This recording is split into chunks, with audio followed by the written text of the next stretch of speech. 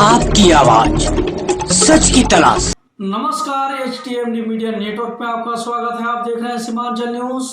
ताज़ा तरीन खबरों के साथ हाजिर हूं मैं तौसीक आलम। बड़ी मुश्किलात का सामना करते घर पहुंचे थे प्रवासी मजदूर। गम और तकलीफ का पहाड़ अपने सर ले चल रहे थे प्रवासी।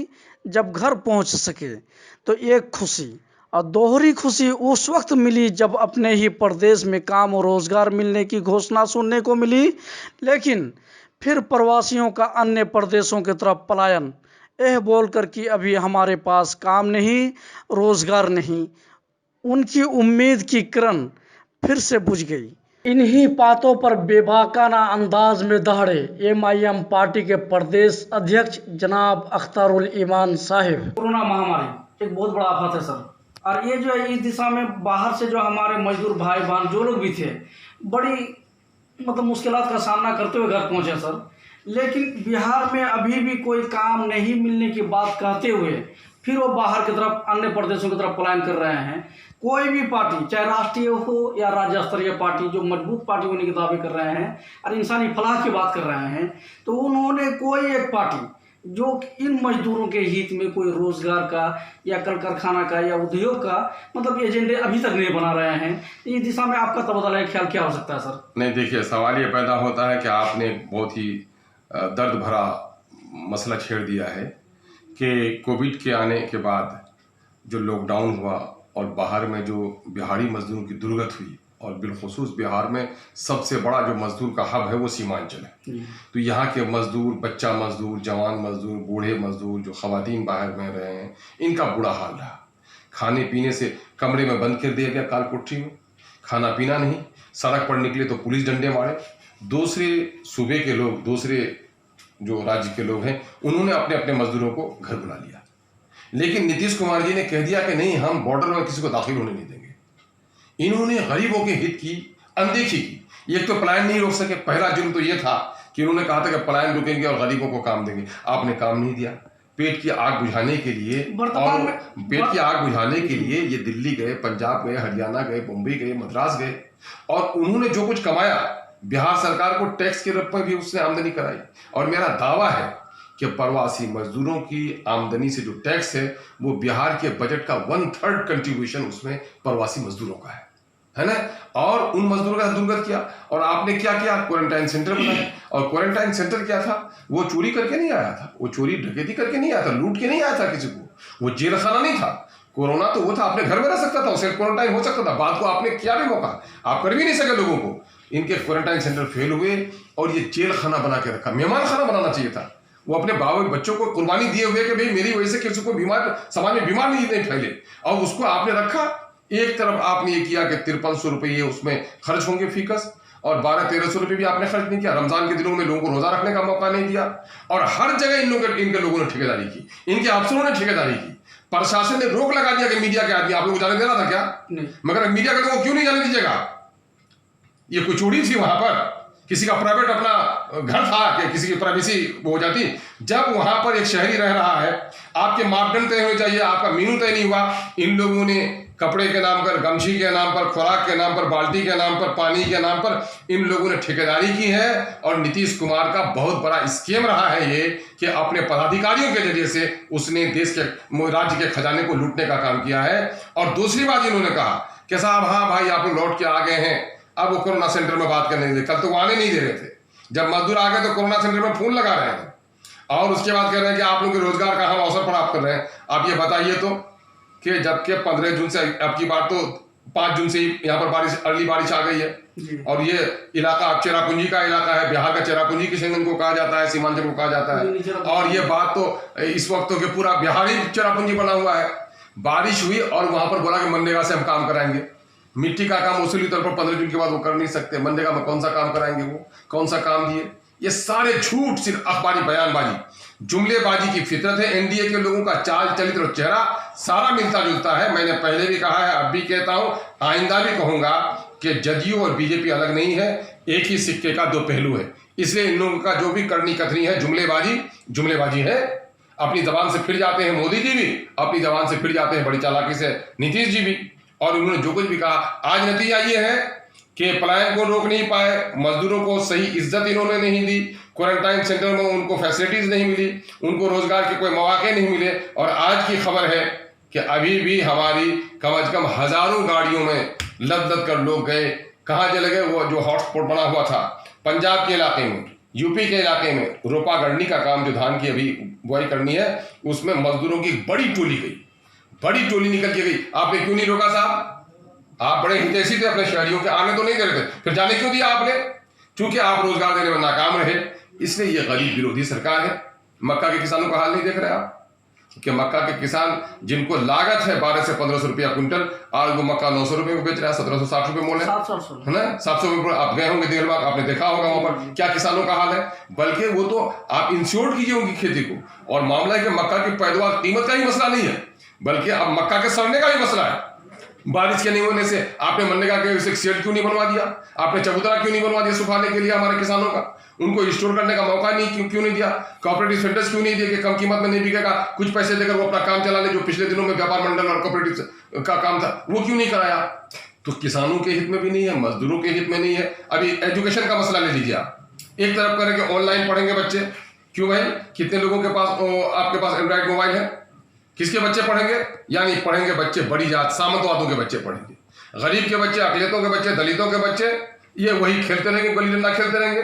बाजारों में आपकी भीड़ लगी है। सरकार की एक साजिश है कोरोना के बहाने में अपने गलत राजनीतिक एजेंडे को पूरा करने का, ताकि इलेक्शन करीब है, दूसरी पार्टियां बहुत ही एक्टिव नहीं हो पाए। बीमारी तो है, लेकिन बीमारी है तो सारे काम काज बंद होने चाहिए उनके। आप एक तरफ ऑफिस में हमारा म्यूटेशन का काम नहीं बन रहा है, लोगों के जो जरूरी कागजात का काम है आपने ऑफिसर को आधे घटा दिया वहां पर, लेकिन बाजारों में भीड़ बनी हुई है। आपने क्यों नहीं किया कि तमाम तरह स्कूलों में बच्चे आएंगे, एक ही वर्ग के बच्चों को एक दिन बुला लिए होते? 100 बच्चों को, जहां पर 700-800 की कैपेसिटी है एक स्कूल में, वहां 100-150 बच्चों को बुलाते, सोशल डिस्टेंसिंग में कराते, ताकि बच्चों का रिश्ता उनके किताब से जुड़ा रहता, कलम कापी से उनका रिश्ता जुड़ा रहता। तमाम तरह बच्चों का रिश्ता कलम कापी से आपने तोड़ दिया। टीचरों को आप तनख्वाह दे रहे हैं, बच्चों को तालीम नहीं दे रहे हैं। तो ये एक साजिश है कि दलितों के बच्चे, गरीबों के बच्चे नहीं पढ़ पाए, अमीरों के बच्चे पढ़े, अगली जाति के लोगों के बच्चे पढ़े, और वही पढ़ेंगे, वही अफसर बनेंगे, वही हाकिम बनेंगे, और ये गरीब वाले वोट देंगे कि जमहूरियत का उनको बड़ा सौगात मिला है, और उसके बाद वो सड़क पर ठेला चलाएंगे। ये गहरी साजिश है। कोरोना के मामले में भी और दूसरे मामले में ये सरकार फिसड्डी रही है। इनका फिरका वाराना एजेंडा है। आप याद कर लीजिए, यही नीतीश कुमार जी थे जो ये कह रहे थे कि साहब हम करप्शन से कोई समझौता नहीं करेंगे, हम कम्युनलिज्म से कोई समझौता नहीं करेंगे, है ना, मिट्टी में मिल जाएंगे, बीजेपी में नहीं जाएंगे। करप्शन सबसे ज्यादा इनके यहाँ हो रहा है, घोटाला सबसे ज्यादा इनके यहाँ हो रहा है। एस्टीमेट घोटाला ऐसा है कि 1 लाख का काम 1 करोड़ में करवा रहे हैं ये लोग, सारा पैसा लूट रहे हैं। मैं सबूत के तौर पर आपको कह सकता हूं, मैंने कई जगह कहा है और मैं चाहता हूं आज भी चाहिए सैलाब के जमाने में, जहां खेत पुल के नीचे रोपा गड़ा हुआ है, 1.5 फीट पानी नहीं है, वहां 3 करोड़ का 3.5 करोड़ का पुल बनवा दिया। मैं जिला परिषद का मेंबर था, उस जमाने में सिर्फ 80,000 से मैंने कलवर्ट बनवाया था, और वो सड़क जो पीडब्ल्यूडी में गई, 50-50 टन की गाड़ी भी गई, कोई दिक्कत नहीं थी। लेकिन सैलाब का बहाना बनाकर 3.5 करोड़ का पुल बना है, और आज वहां पर 1.5 फीट पानी भी नहीं है। तो ये क्या करा रहे हैं? ये सिर्फ घोटाला कर रहे हैं, ठेकेदारी करा रहे हैं। और जो ये जदयू के जितने भी नेता लोग हैं जो दलाली कर रहे हैं, ये ठेकेदार लोग हैं। जनता के तो लोग नहीं, जनता के हित की बात करेंगे, स्कूल की बात। अभी सैलाब का जमाना है, पूरा कटा हुआ टेरागंज का बुरा हाल है, बहादुरगंज का बुरा हाल है, दिगलबाग का वही हाल है, कोचरगंज किशनगंज के नदियों के किनारे जो बस्तियां हैं उनका हाल देख लीजिए, अमोर पैसा का हाल देख लीजिए। भाई बरसात से पहले आपने क्यों नहीं काम कराया? मानंदा बेसिन के पैसे सेंटर से मिले हुए पैसे, ये पैसे कहां चले गए? है ना, जब कुशा बांध टूटा तो पूरी दुनिया ने आपको चंदा दिया, वो पैसे कहां चले गए? ये सारे लोग डकार रहे हैं, लूट रहे हैं, बिहार की जनता को धोखा दे रहे हैं। उनके खिलाफ हमारी पार्टी मजबूती से लड़ाई लड़ रही है। हमने नौजवानों को जगाया है, हमने किसानों मजदूरों को जगाया है। यही वजह है कि आज बिहार के तकरीबन मैं समझता हूं कि बेशतर असेंबली हल्के में हमारे लोग बड़ी मजबूती से अब की बार इलेक्शन लड़ने के लिए तैयार हैं। सर सिर्फ एक आखिरी क्वेश्चन मैं आपसे लूंगा सर, आप जो है किशनगंज और बिहार की बात नहीं, जैसे पंजाब के गलियों, खेतों और धूप में जो है आप खुद स्वयं वहां पर चल के मजदूरों से मिलते रहे, वहां से बात की, उनके मसाइल को जानने की कोशिश हमेशा करते रहे। लेकिन इस टॉपिक पे ज़्यादा तफसील अभी हम ना लेते हुए एक चीज़ मैं आपसे और रखना चाहूँगा आपके सामने में, कि किशनगंज की मिट्टी में आसाम और दार्जिलिंग के तर्ज पर चाय पत्ती की खेती बड़े पैमाने पर होना चालू हो गया है, और यहाँ अनानस की खेती किशनगंज के कुछ खित्तों में बड़े पैमाने पर देखे जा रहे हैं। लेकिन ऐसी चीज़ों को मतलब सरकार की क्या रुझान है अभी इसके तरफ, जबकि चाय पत्ती की खेती में इंश्योरेंस और मतलब प्रोत्साहन राशि जो मतलब सरकार के फंडा होना चाहिए था और जगहों में जैसे है, तो किशनगंज के लोगों को अभी तक अवेलेबल नहीं हो पा रहा है। यहाँ के जो चाय पत्ती के बिजनेसमैन लोग हैं, चाय पत्ती के महानगरों में जाकर के इसकी बड़े पैमाने पर बिजनेस नहीं कर पा रहे हैं लोग, एक मसला है इनके साथ। तो इस दिशा में सर आप सरकार का रुझान कैसे दिलाना चाहिए? मैं आपको कहूंगा, जिस जमाने में मैं असेंबली में था, चाय के बागान और पाइनएप्पल के लिए जो अनानास है उसके लिए बात भी उठाया था, लेकिन मैं आपको दावे के साथ कहता हूँ कि अगर पाइनएप्पल की खेती पटना के करीब करीब होती, नालंदा में होती, तो अब तक कितने प्रोसेसिंग यूनिट लग गए होते। अगर चाय की खेती उधर हो गई होती तो उधर चाय के लिए किसानों को कितने मोराद मिल गए होते। लेकिन चूंकि सीमांचल में है तो सीमांचल में जग नहीं सके लोग, ये गुलाम बन करके रहें, ये एक साजिश है। मैं कह रहा हूँ अगर मक्का की खेती शाहबाद के इलाके में हुई होती तो अब तक रेल की पट्टियां उखड़ दी गई होती, अगर कीमत उनको नहीं मिलती। लेकिन सरकार हमारे साथ दोगलापन का सलूक कर रही है। मेरे पास एक मुताला था कि जिस जमाने में कैमूर में जितनी धान की फसल की खेती जितनी जमीन पर होती थी, 1,07,000 हेक्टेयर में वहाँ खेती होती थी, उतनी ही जमीन में हमारी होती थी। हमारे यहाँ से 95,000 टन पैदा हो रहा था, वहाँ 2,25,000 मीट्रिक टन पैदा हो रहा था धान की फसल। और नतीजा ये हुआ कि वहाँ धान की फसल के लिए खेतों में पानी की व्यवस्था, किसानों को खाद बीज की व्यवस्था और धान कटते हुए खरीदारी की व्यवस्था। लेकिन आप देख लेंगे यहाँ धान की फसल जब कटती है तो कोई खरीदारी नहीं होती है। जब गरीब बेचारा जो कर्ज में उठा के खेती किया वो जब 900 रुपये 1,200 रुपये कुंटल बेच लेता है, तब जो सेठ हैं, साहूकार हैं, ब्रोकर्स हैं, बड़े लोग हैं, जमींदार किस्म के लोग हैं, वो 1,700-1,800 रुपये में जो सरकारी समर्थन मूल्य है वो बेच पाते हैं। तो ये गरीब विरोधी सरकार है। और ये खरीदारी कब शुरू होती है? खरीदारी यहाँ फरवरी में शुरू होती है, जबकि यहाँ धान कटने का काम अक्टूबर में शुरू हो जाता है, नवंबर में शुरू हो जाता है। तो ये वही को देख करके मॉडल बनाए हुए हैं। तो ये जान लीजिए। आप देखिए यूनिवर्सिटीज का मामला देखिए, अभी कोरोना का मामला है, आप देख रहे हैं क्या हुआ।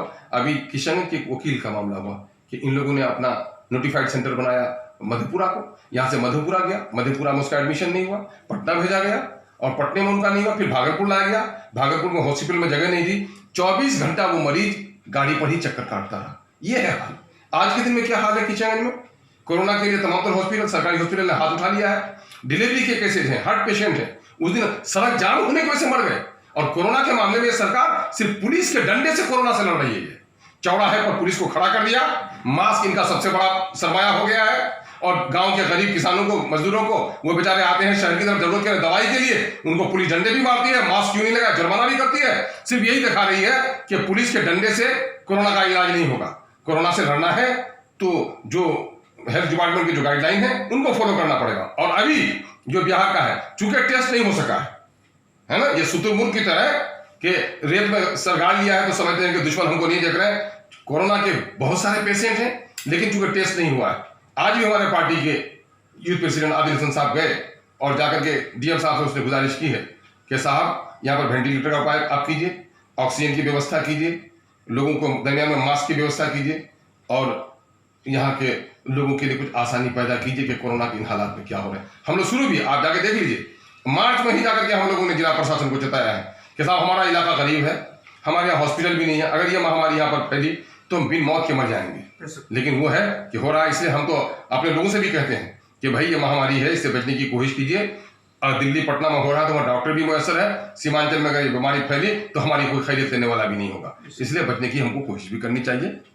ये सारी बातें हैं। बहुत बहुत शुक्रिया सर, हमारे सीमांचल न्यूज़ से बात करने के लिए। चलिए साहब, आपने याद किया हमें, हम इसके लिए आपका शुक्रिया। Seemanchal news headline sponsored by HTMD media network private limited.